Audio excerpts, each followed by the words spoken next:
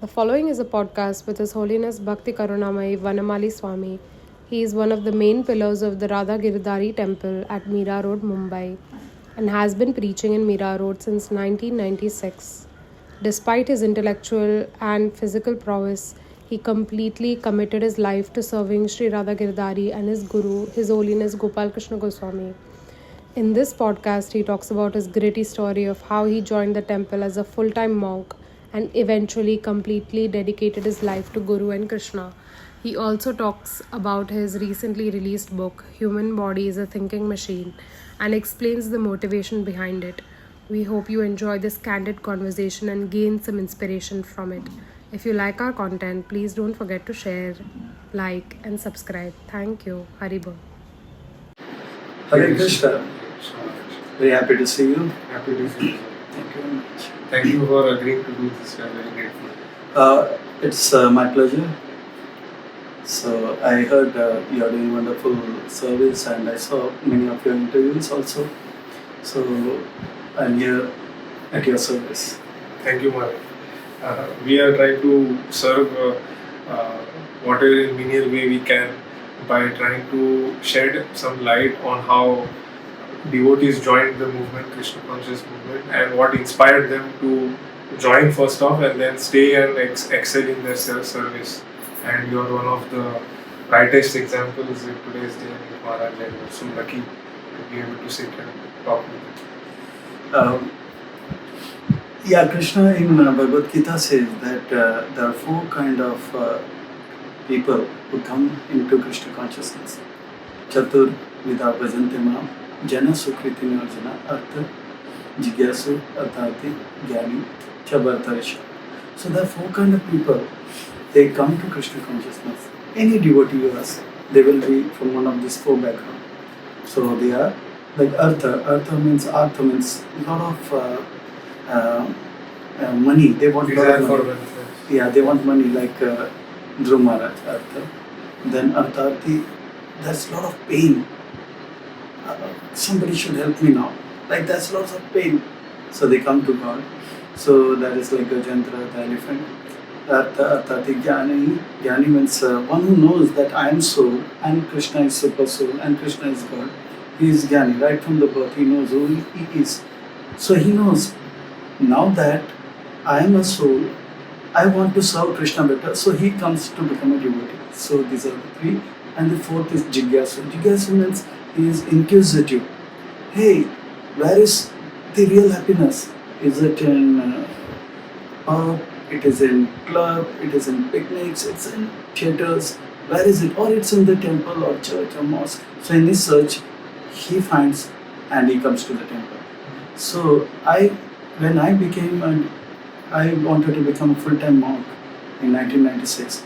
The question asked by the devotee care leader or the bhakta leader, monk leader. So he asked me, who are you? You are one of this or all of this. I said, I cannot be a jnani because I never knew I'm a soul.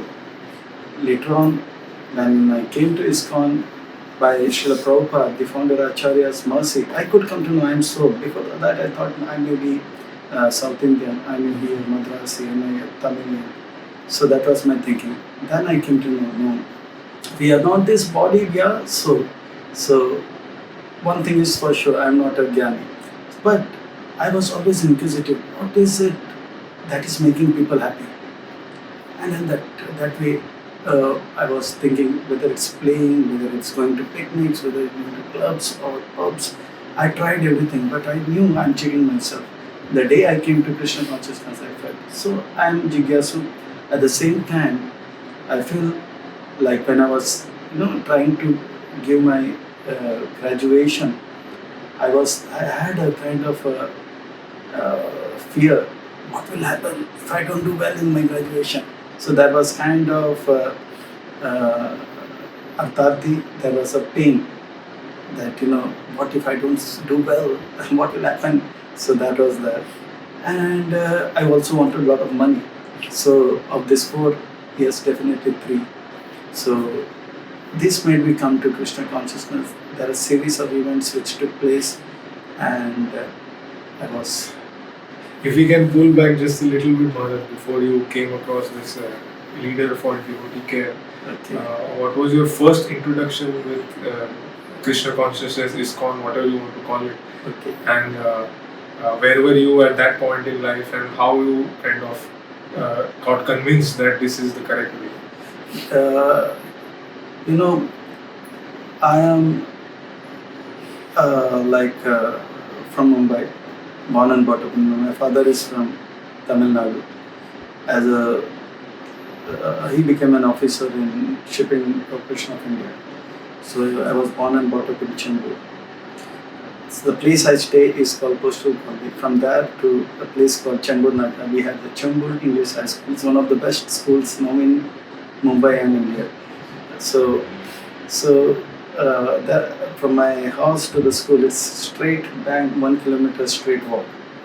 So it so happened when I was in 7th standard, I had a friend called Dinesh Patkar. So it's Monday and we are coming back 1 o'clock in the afternoon. So to make our walk pleasurable, we talk. What did you do last Sunday? What did you do? So he said, hey, last Sunday, yesterday we went to Chowpatty, Juhu Beach. And he said, Juhu Beach, it's a wonderful place. Near Juhu Beach, there is a theatre called Chandan, and near that theatre there is a temple, and the temple is marvelous, it's white in color. I said, wow, I never heard about a temple which is white in color. Then he said, Arey, in that temple there are foreigners who speak English, and they are wearing dhoti kurta. I said, foreigners must be Christians. They will do this. Why they should come to the temple and fold hands? And they said, not only that, in the temple, these foreigners, they dance. Not only foreigners, even Indian dance. I said, which temple? People dance. People come to break coconut and put coin and take some coconut Small prasad. Small prasad and go. There was Dinesh Patkar, like in a technical term we may call that he is my Vartaman Pratyaksha Guru in this life. He was the one who, ignited that there is something called Krishna Consciousness. It has a beautiful temple. So it was that. As a 7th standard, I'm 20 years old. In those days, we used to get 1 rupee as a pocket money every day. So I never dared go to Juhu. So till then I passed out from Chembur English High School, 10th standard, then got KJ Somaya College. Years went from 11th standard, 12th standard, 13th standard, 14th standard, 15th standard. When I was doing BSc Physics, the study leaves, I was saturated with studies and the exams are nearby. I was like, there was a kind of a fear also. What will happen if I don't do well in my this thing? So I thought, let me go somewhere to relax, recreation. So I thought, let me go to Juhu. So I thought I will go to Juhu Beach. I was alone and I was walking. I took a bus and I paid some money. When I reached the Juhu Beach, believe it or not, it was around 3:45 hot. I thought I will just walk there and touch the water. As soon as I touched, I remembered, flashback, 8 years. So, 7th standard. There is a beautiful temple where people dance. Then said, near Chandan Theatre. Okay, Chandan Theatre. So I just walked and asked where is Chandan. Then I came to the temple. It was exactly 4:15. Those days the road used to be black tar road and the gate opened at 4:15 and immediately it was a different world. Everything was white and the beautiful white, it's a monastery temple. I was amazed. It was out of the world. I was feeling as if, those days I had friends from BARC, that is Baba Atomic Research Centers. So they used to talk about Star Wars and Star Trek and everything science fic, Fireball XL5 and all that. So I thought, wow, this is not something, it's a spaceship. So I was walking one step. And yeah, it was like I was feeling I am in a different world. And at that time, there was a small bookstore. They switched on a tape recorder of our Prabhupada singing Hare Krishna Maha Mantra. That was Hare Krishna, Krishna Krishna, Hare Hare. Wow, that was also out of the world. Then as soon as entered the main temple, 3 conch shells blew at the same time, simultaneously. And that really stole my heart. Never ever in my life I heard a conch blowing. And that too 3 conch shells, that too simultaneously. It was so good. So I was amazed. And this really, I hankered to hear the blowing of the conch every day. So every day I try to rush at 4:30, so I leave, I can attend the Mangal Aarti. So this is my first day. After that, I thought, wow, it's very good. I was just walking around. Somebody tapped from back. He said, you are a student. I said, yes, I'm a student. For students, we have a special program. And on the 5th floor, I said, okay, I have time. Why don't you attend? I said, no problem. And they gave me a coupon. With this coupon, you go there. So I said, okay. It was Prabhupada quarters, and we were around 8 to 10 college boys. I did not understand who was giving the, spiritual discourse or sermon. But I was feeling good. Wow, everything was good. And after the, I don't know what he was speaking, and but I was feeling good.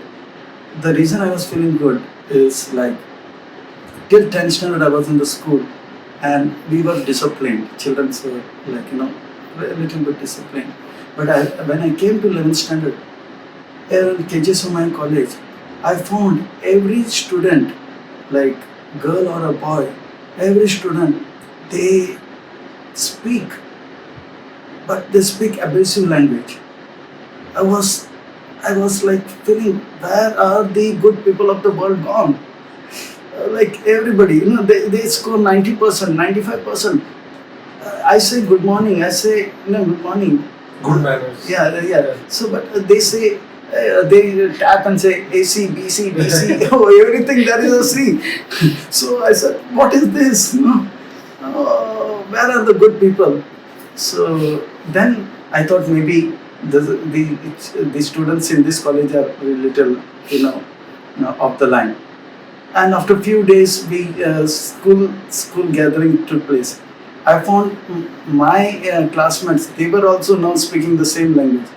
Then I was little, those years, the 11th, the 12th, the 13th and the 14th and the 15th was really horrible for me. Horrible in terms like I was finding why people are becoming so, speaking such abusive language.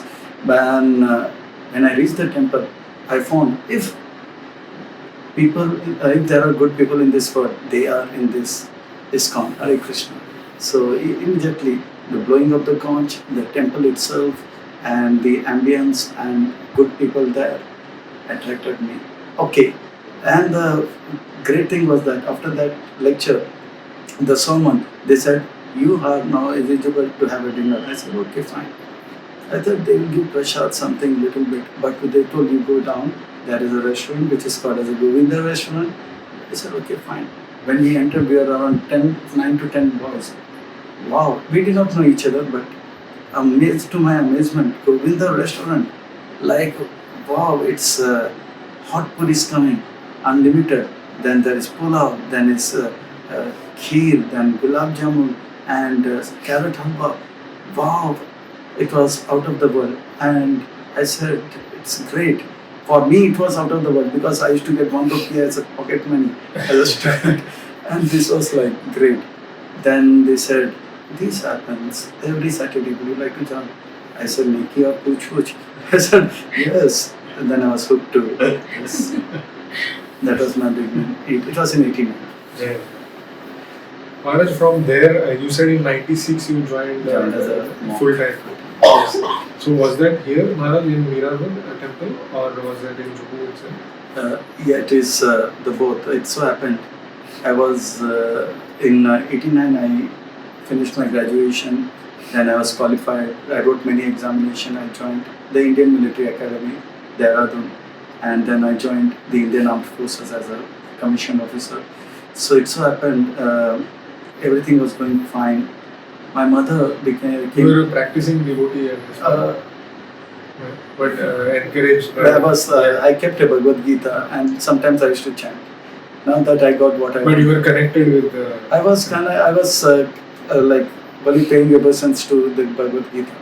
Not much, I have mentor or counselor. Okay. Just, but but those days were always there in my, while sleeping it used to haunt me. Those are the best days in my life. So even in army, like it's like adventurous and glamorous, and it's like every moment is excitement. It's there, but still I found those days I did not have money, no power, but still those are very innocent but happy days. It was haunting me, but at the same time I did not want to live the glamour of this world also. My mother was in coma in '92, so I used to go, come. By '96, I was feeling bad. I'm not able to help my mother, but still it did not, melt my heart. But in '96, it so happened that we are responsible for protecting the nation, Bharat, India. Uh, like the border is what do you call Bhuj, then Bagme, West desert, Coast. desert, Gujarat. Bagme, Rajasthan, Gujarat. So we were saying, in case there is a war, how will the enemy come and attack? It's a 3 months exercise we call it. Training exercise we call it. So we have to be prepared to go inside deep into the enemy territory, take information, or put a raid and all that kind of things. So these are practice so that if the war happens, then we are there active. When the exercise got over, it was somewhere in January 1996. I am an officer. I said I'll drive a Jonga or a Jeep. So I was driving at a full speed. It so happened that I was driving, the road is straight road, it was monotonous. I don't know what happened. Maybe I was dozing. And when by the time again, it was straight road, nobody's there. I found some ships, boats coming. So they were straight and I thought I'll take it slightly to the left. Something happened. What happened, I don't know. Either I pressed the accelerator or brake or this thing, and the whole Jonga started skidding at a speed, and it went upside down. Yeah, the wheels were up and it was going this way. So I was quiet and I was praying. Then everything stopped. I checked whether I'm in earth or hell or heaven. I thought everything is fine. I opened the door. I was the first to come out. No scratch. Then 4 behind me, they came back. One next to me was not coming. Then I said, what happened? So I pulled him. He was not speaking. I said, speak. By the time another officer from the opposite side, he saw the chaos. He said, let's go to the hospital. I took this Jawan in my, he was a Havaldar. So we reached Bhuj military hospital. The doctor told, tell the second officer to sit aside. After half an hour he said, when he got him, he was already not breathing, he's gone. I had a solid impact. Why? Because we were all the time discussing for past 3 days. And he was saying, now that I got a leave, उनको छुट्टी मिला है 20 दिन का, इस बार मैं गाँव जाऊँगा, बहुत सालों के बाद जाऊँगा, मैंने परिवार के लिए ये लाया, बच्चों के लिए लाया. And he was discussing. And in the car also we were discussing about इस बार छुट्टी जैसे मिलेगा मैं तुरंत निकल जाऊँगा, एक दिन भी मैं रुकूँगा नहीं. So I was feeling if somebody had to leave the body, I should have left my body. I have nobody, I don't have commitment like a wife or a children. Why am I alive? This was my question. At the same time I was feeling guilty. Oh, I am a cause of killing a person, or this happened because of me. The guilt was killing me, and there was some inquiry also. Why did this happen? Why did this young officer do this? It was going long. Then I knew now I cannot continue as a normal officer or a human being. I am waiting for a moment.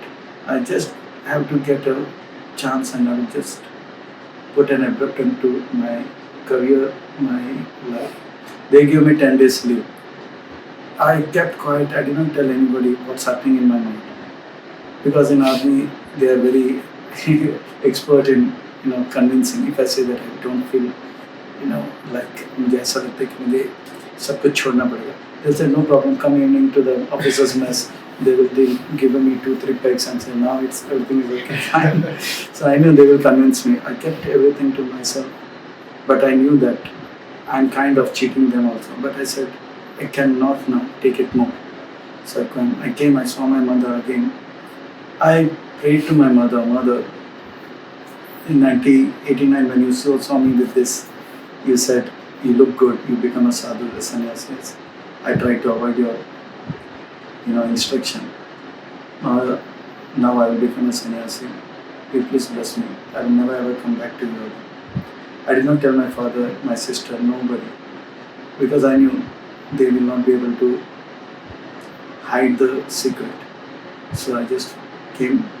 The train is supposed to come back to my unit, Ahmedabad, Chennai to Ahmedabad, all the way 24 hours. I was thinking, should I leave now or continue? Should I leave now? It went down, and somewhere in Ankleshwar I got down.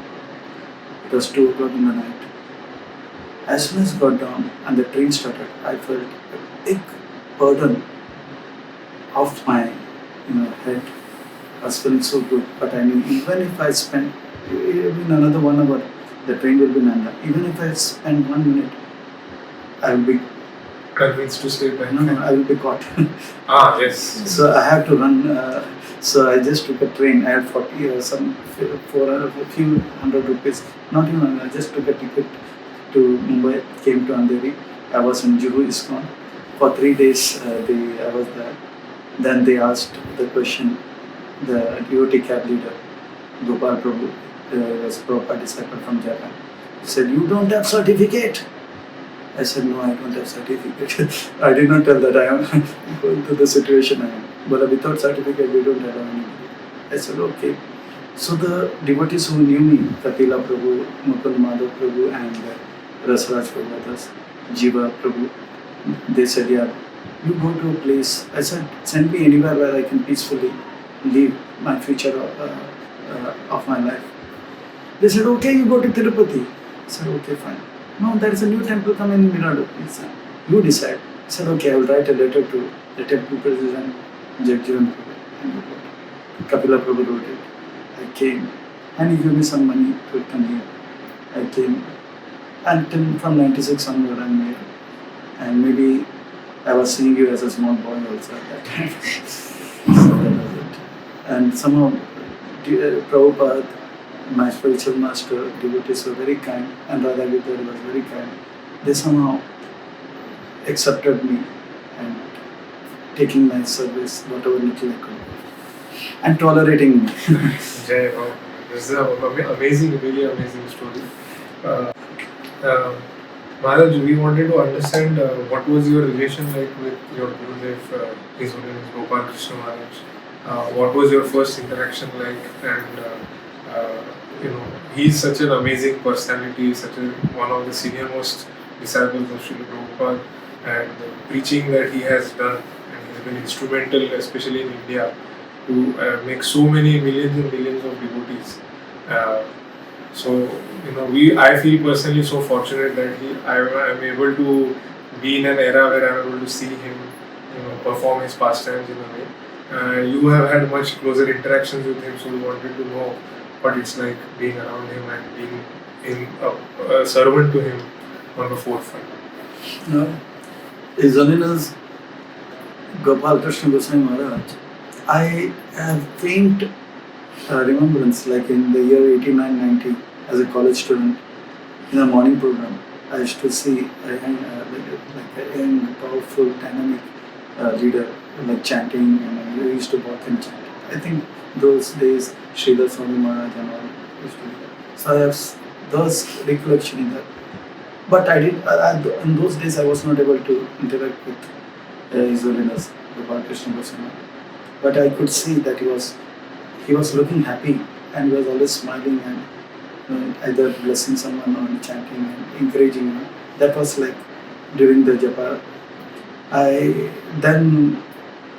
Because I was restricted to the students group and with the Bhakti Institute, so that was the faint remembrance. Then when in 96 when I came here, then I again saw His Holiness Gopal Krishna Goswami, and I could see how he was encouraging the devotees who are struggling here to come up with a project where there is hardly any funds. But his encouraging words and his guidance, and he is able to give his time. I used to see in 96, 97, and for me, it was being near him was like, since I'm from the army background also, it's like he is the chief of the army, or the chief of the defense. So I used to have due respect, and I used to, you know, try to be near him, and try to, security cordon, or make way so that if he's walking. So those kind of service I used to take, because I'm an army officer and I have those kind of the skills. So I used to tell people, okay, Maharaj is coming to make way. So this kind of service, and he was encouraging me to do that. But I was not having any, because I'm just a new human. So it so happened that 96, 3 times he came. I remember in 96, he came in December, and we were all welcomed him. He said, this is December, this is the month when Krishna spoke Bhagavad Gita. This is Gita marathon time in ISKCON, and you are not distributing Bhagavad Gitas? Then, like I said, we should distribute. Then the president at that time, G Gopal said, no, this time we are focusing on temple construction. No, you do this book distribution. Prabhupada will bless you if you do this. Then we took a target of 5,000. So because there's a command coming from the top, I used to finish my whatever little service in the evening. I used to go distribute books and come. So this was the second. And 97 in February, then there was a ceremony for initiation, Diksha, Harinam Diksha. So I was feeling, will I get initiation or not? What if he asks, what is my background? How I came to Krishna Consciousness, and he comes to know that I have put an abrupt end to my career, and I have a record that is not speakable. So will he accept? What will happen? So he interviewed many devotees who are from the family background. We call them as grahasthas, congregation devotees. So for them there were 15 minutes interview. Then myself and another devotee, Mahidhar Prabhu, is like a Mohit Prabhu.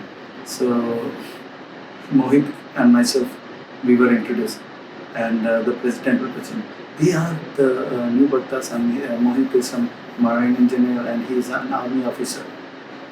Before I still remember the small office here, and before Jagjan Prabhu could finish, he's an army officer, like Gopal Krishna, and my heart is now beating. What will happen if he says, ask why I am here and what is my background? I was just, he's an army officer and he's a marine officer. Okay, it's okay. Tell them to sit in the niche. Wow, I was feeling out of the world. And I pledged. My spiritual master has accepted me without any condition, and I promise that I will serve my spiritual master without any condition. So it was it was kind of a feeling which came in my mind.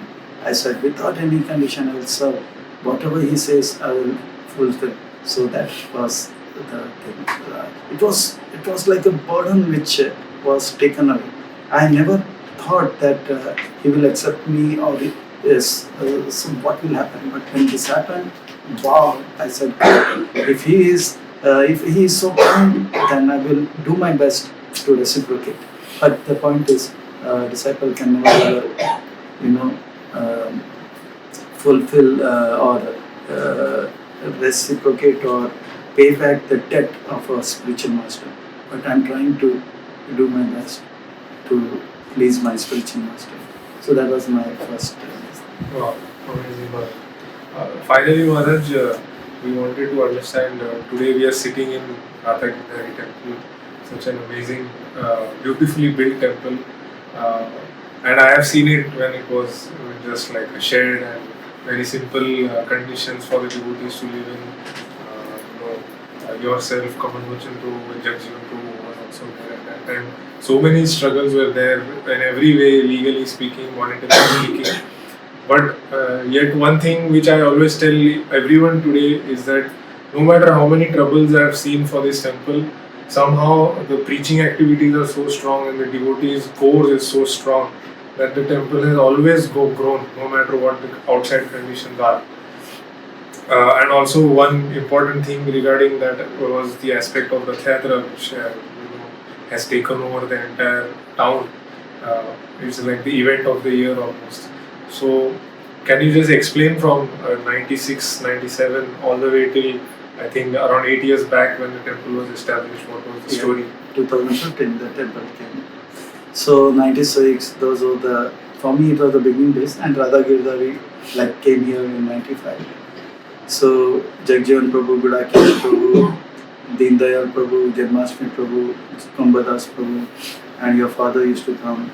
You know, he used to give lectures. Vanamali Prabhu, now he is the CEO, CEO of Bhakti Vedanta.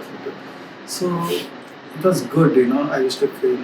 Then I was wondering, like, some of them are wearing saffron, some of them are wearing yellow dress, some of them wearing a white dress. What is this? So I thought, wow, it was good, I said, yeah, even as a family member, people are practicing Krishna Consciousness, like your father used to come, he used to give lectures. I said, how come he is wearing white and he's not staying in the temple? He said, no, they're in the hospital, they can also, as a doctor also, one can become a saint. I said, wow, that's good. So that was the, so in those days, we were living like, even the small temple, we were living like a family. And Jagjivan Prabhu, Gudakesh Prabhu, and all of us. And the struggle was that the staying conditions were austere, and the money flow was also very, very hand to mouth. But miracles were happening. Good things started happening. And the first Rath Yatra I attended in 96 was not so big. But 97, it became really the event of the town. Many devotees from all over on the day of Jagannath Rath Yatra started. So 96 onwards, the struggle. Then there were then there are many temple presidents like Jagjivan Prabhu, Nandakishore Prabhu, and Surdas Prabhu. Somewhere around 2004, Jagjivan Prabhu started with the Brahmacharya Ashram. He said that the staying condition for the full-time devotee is bad. We should have it. So he started. The foundation was strong. Then Nandakishore Prabhu came. He was looking for donors. There are many big donors. Jagjivan Prabhu knew Saksharias and big families. They were involved. Then Nandakishore Prabhu involved the Jaiko company. And we had the Jayanti Bhai Vaishnav family to help us. Then Surdas Prabhu again took it to another level. The Arora families came, and the Brahmacharya Ashram came in 2004. Then again, there was a struggle. Nothing was happening, but there was some legal issues and no funds. So the whole work was standstill from 2004 till 2013. Then 2013, again the work started. What exactly happened was 2004 there was a yajna. For that many acharyas from ISKCON came, like we had from Mayapur the Gurukul Acharya who had come, Bhakti Swami Maharaj. He did the yajna.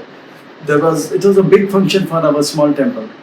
Hema Malini came, big dignitaries came, so much interaction.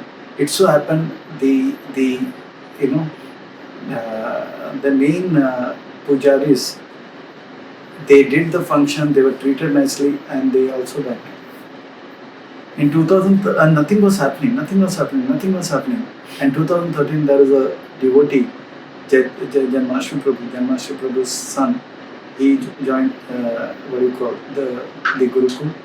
Mayapur. Mayapur. Yes. And he came, he said, it was around this evening time, 7:30. He came and I met him, he met me and he said, you know, your work will not start. I said, why are you saying so? We are struggling here and you are saying so. It's very painful. I did not say that, but said, you know, when that event happened, the yajna happened, then Bhumi Puja happened, Anand Shesh was installed, everything was done by Bhakti Karunamai. The whole function went on very nicely. We were treated nicely and we were also went. You all forgot to give the Dakshina. Dakshina is a very important part in a yajna. When the Yajman, the host, when he gives Dakshina to the Pujari, then the yajna is complete and the benefits will start coming to us. The yajna is not yet complete because the Dakshina is not complete. Then I reported this to the higher authorities in the temple, and I was supposed to go in another 3 days. So they gave me some money to hand it over to His Holiness Bhakti Maharaj. And I remember in the morning in Mayapur, I handed over the Dakshina to His Holiness Bhakti Maharaj. He blessed. He said, till now, all the benefits we were reaping of that yajna, the pujaris were getting in Mayapur. Many things were happening. He said, now onwards, the work will start and wonders will happen. Believe it or not, as soon as I gave the money, it was morning around 10 o'clock. 12 o'clock onward the work started. The legal papers we received and the construction started. Wow. So 13 till 15, Kamalachan Prabhu, Jagjivan Prabhu, Nandakishore Prabhu, Surdas Prabhu, Harshkan Prabhu. There are some paperworks but they had to go to Mathura. They did that. Construction started. Every day 80,000 rupees actually pumped. Funds started coming. Then devotees like Krishna Shishya Prabhu, he started becoming a big fundraiser. Then there's another devotee, Sudhanshu Prabhu, he became a big fundraiser. He met Manna Babu, the industrialist, and he donated something in crores, like Nityananda Madhav Prabhu. Then Krishna Shishya Prabhu met a chartered accountant called Ansel, and he became a devotee also. His name is Dwarkanath Prabhu. He gave funds something in crores. So in this way the temple started. 2015 we were ready for the inauguration and the auspicious Vaman Darshan. So it was a struggle, but it was a wonderful, blissful struggle. It's truly glorious, Maharaj. Coming to your book, Yes. it's an amazing book that you have written. The human body is a thinking machine, thinking about Krishna. I have had the pleasure of reading it, glancing through it.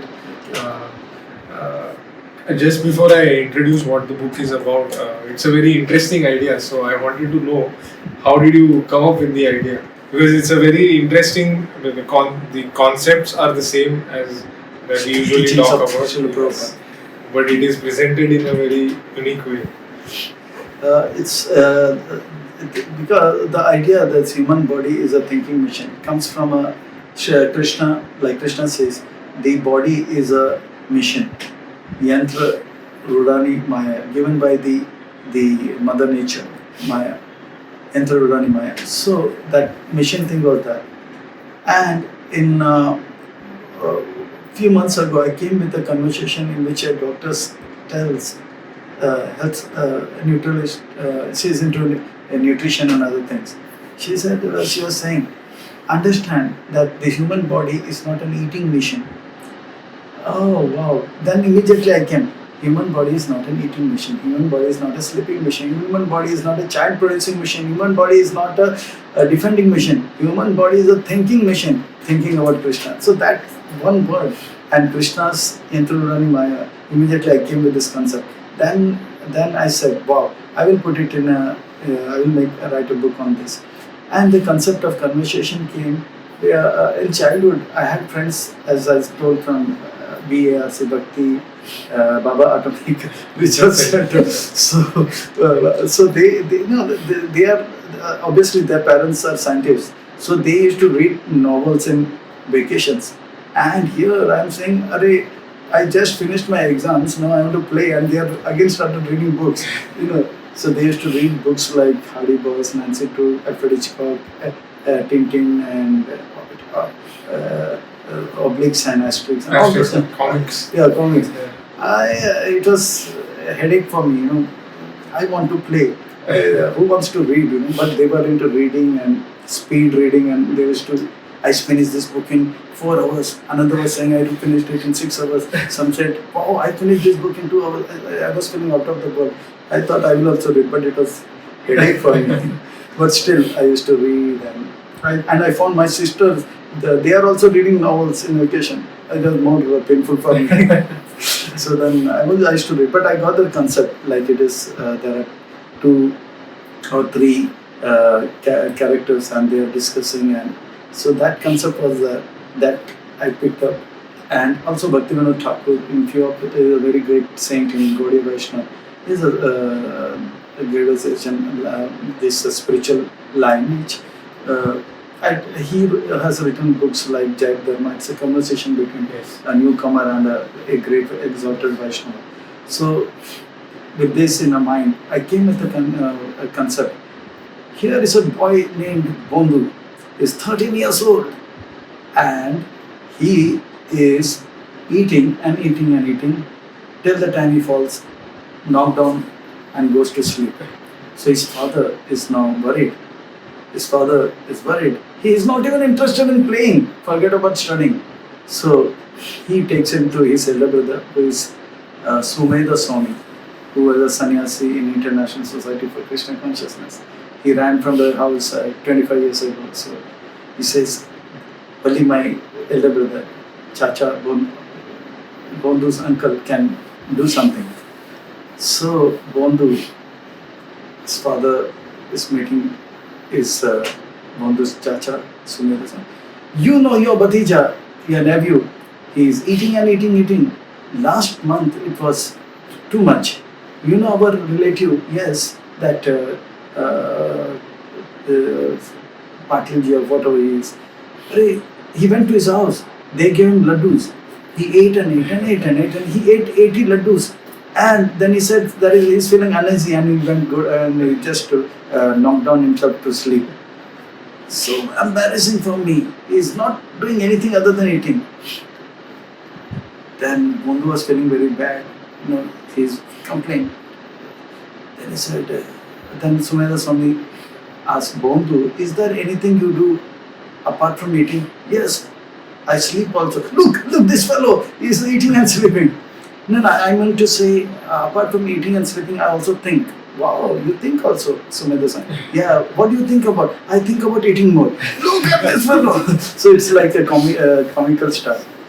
Then Sumedha Swami, out of love, next day, he says, look, this human body is a very, very special body.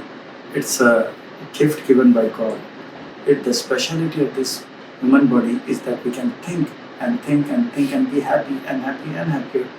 And this happens if we think about Krishna. Remember, this human body is a thinking machine.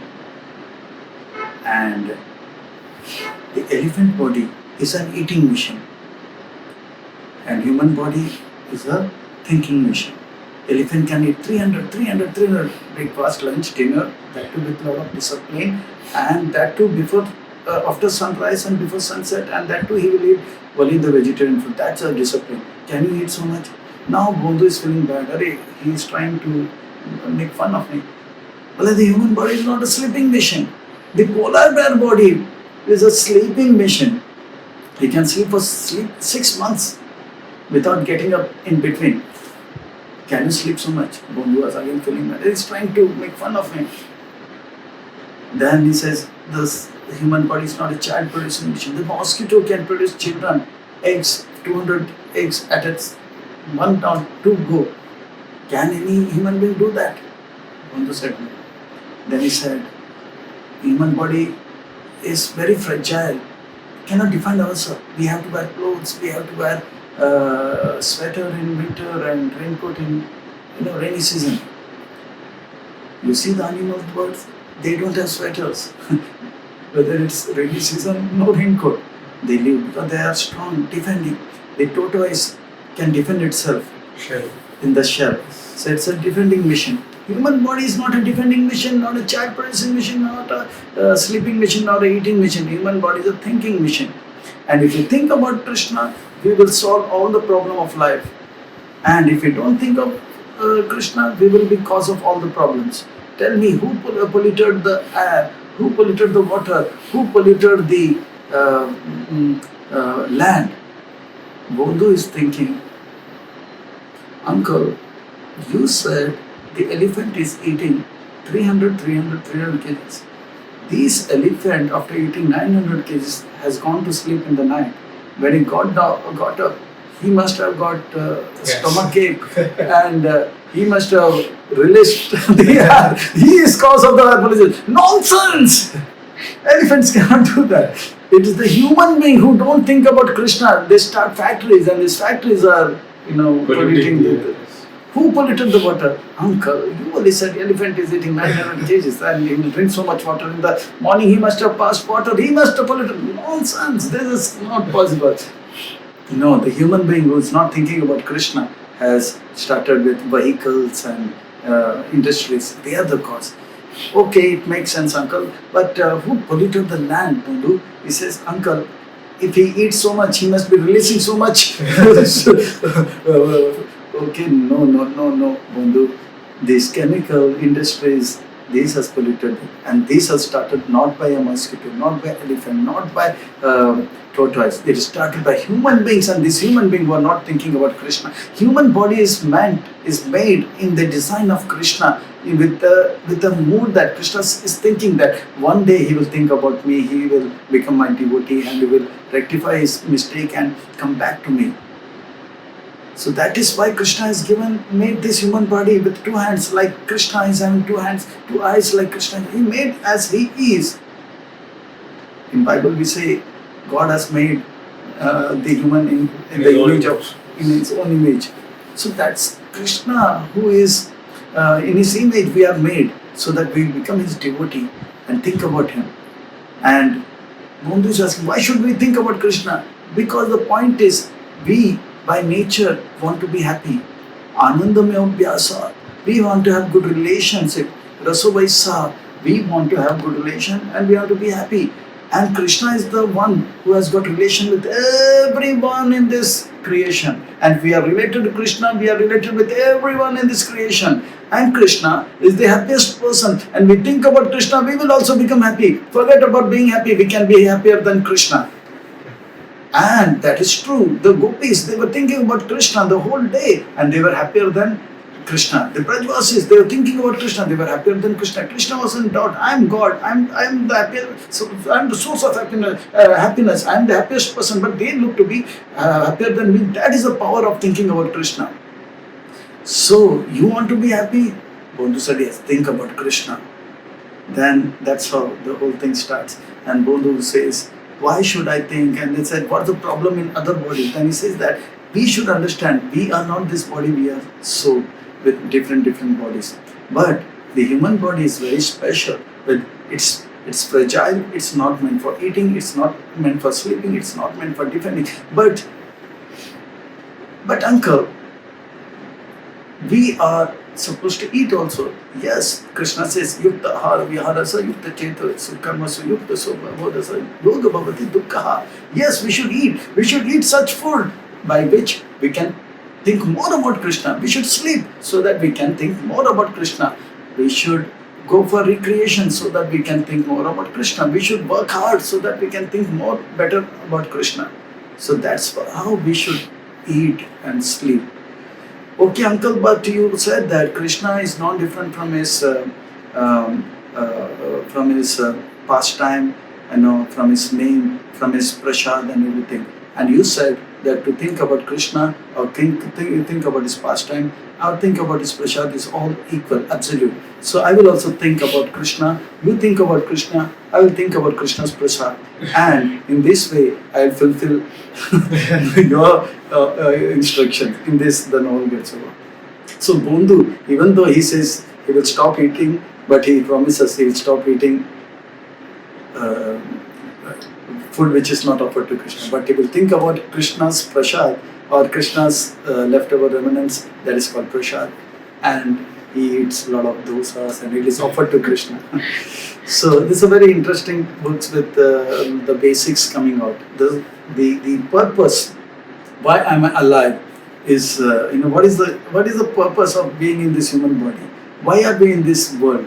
The purpose is when I had the chance to read Maharaj, it goes all the way from the basics, like the purpose of life, why are we here, why all the concepts, like why bad things happen to good people, to all the way to towards the end you're talking about Lord Krishna's qualities, supreme opulence, supreme beauty, supreme wealth, everything, supreme fame. So I wanted to know, Maharaj, because and you have covered everything so beautifully in that one conversation between Swami and Bondu. So how did you structure it in, like and it's very obvious that you have read all the scriptures so thoroughly and picked out the essence from everything. So what was your process of structuring the whole book? Basically, over years I've been hearing Srila Prabhupada lectures regularly, and I found that Srila Prabhupada, even though he talks about the basics, but he makes it very interesting. At the same time, he touches the higher aspects of our Krishna consciousness. He not only gives us the fundamentals, but he also gives us the essence of Krishna consciousness, not only ABC but also XYZ, not only the basics but also the. So I found that Srila Prabhupada is expert in starting with giving the fundamentals and very nicely giving the philosophy and making it easy to understand for others. So that is one thing, like I say, like human body is as a thinking machine. So he gives an example, Srila Prabhupada, that in a room there are many goats, 40 goats, and everybody is given grass. Everybody is happy munching the grass, and the first goat is taken and chopped. Other 39 are still eating grass. Srila Prabhupada makes it a point. In place of the goats, if there are human beings and they are given with lot of food, and the first person is dragged and cut in front of others, what will other 39 do? They will run away from this place. So he says the human body has got some thinking power. So this is how Prabhupada is saying the speciality of the human body. And then he also comes out that actually we are not this body, we are soul. And when the soul is in this human body, there are some special things to be done. The speciality is to think about Krishna. And Srila Prabhupada talks about, and over years I've been listening to His Holiness Gopal Krishna Goswami Maharaj, and how he brings out the problems in this material world, birth, death, old age, disease, and Adhyatmik, Adhibhautik, Adhidevik, and how he also brings out that the human body, we have a thinking power. A child gets a cut, immediately what we do, they put a band-aid or some medicine, whereas a cat gets a hit in the head. They will live for days together, but they will not do anything to cure it, because in the society of cats there is no doctor, there is no medical compounder or something. So they are so dull, they don't know what to do about it. Well, they will live with the problem, they don't want the problem, and they will die with the problem. That thinking is limited to eating and sleeping, yeah. So those things I thought I will make it into a conversation and present it. So it's the teachings which is given in Bhagavad Gita, Srimad Bhagavatam, which is meant for human beings. So amazing. Thank you so much. So thank you very much. I'm very happy that you read this wonderful book in 2 or 3 hours. And where can people find this book? This is also available in Amazon. You all can write this book, Human Body is a Thinking Machine. You will find it. You can click and get it. And you should tell, you read it, and how did you find this book? I think it's a very first time I've read something so kind of funny, because I'm laughing as I'm reading it, but at the same time I had so much depth of knowledge. So it is definitely, and also like what I will definitely say is that all the essence of Gita, Bhagavatam, of Prabhupada's lectures and everything is captured within this. It looks very small, but it is actually true. Maharaj has wonderfully captured the essence, the nectar of Krishna consciousness within this. And you can tell your audience that what they should do now. They should immediately go and... Yes, definitely. Go on Amazon.com, type in "human body is a thinking machine." We'll definitely put a link in our description as well, so people can click and buy immediately. And if for physical copies, Maharaj, they can approach. They can approach you, and if they give the name to you, I will definitely give my good wishes and sign it and give to them. Sure. Are they available in gift shops? I'm not displaying it in any of the temples, because I want Srila Prabhupada books should be displayed in the temple. But in case they want, they can contact you. Sure. And you give your contact number. And if they give their name, then I will sign it and give it to you. Sure. With their name. Yes, definitely.